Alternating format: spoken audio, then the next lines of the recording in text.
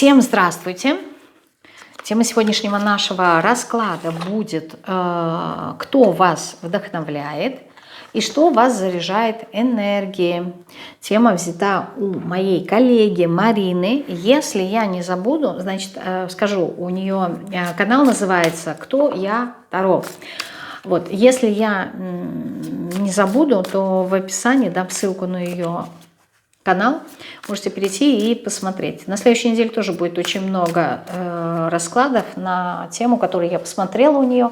Вот, а поскольку я всегда люблю авторство, то делаю отсылку к автору. Итак, тема «Кто вас вдохновляет и что заряжает новой энергией?»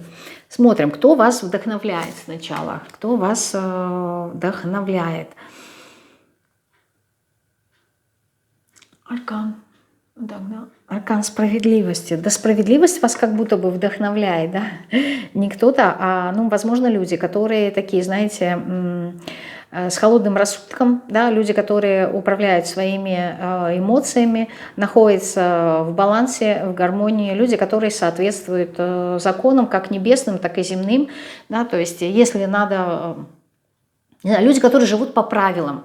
Но здесь не в негативном ключе, а вот именно в позитивном, да, что если по закону, там, не знаю, надо, например, платить налоги, да, то человек должен их заплатить. Надо, значит, мы платим.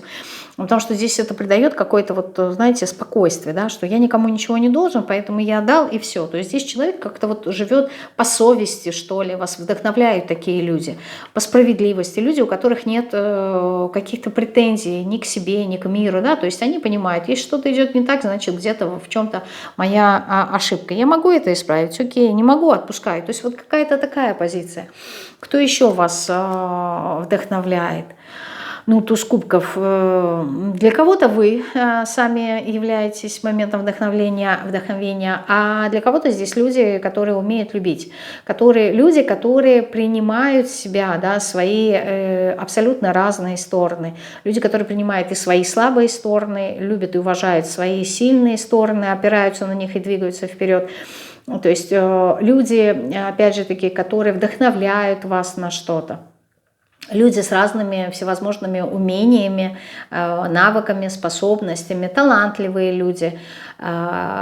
Люди эмоциональные, но не в контексте негатива, истеричные, да, а именно люди, которые умеют, не знаю, может быть, красиво говорить. То есть люди, которые пробуждают в вас что-то такое прекрасное. Люди искусства в том числе, да, если это, например, там музыканты, вот, художники, то есть любые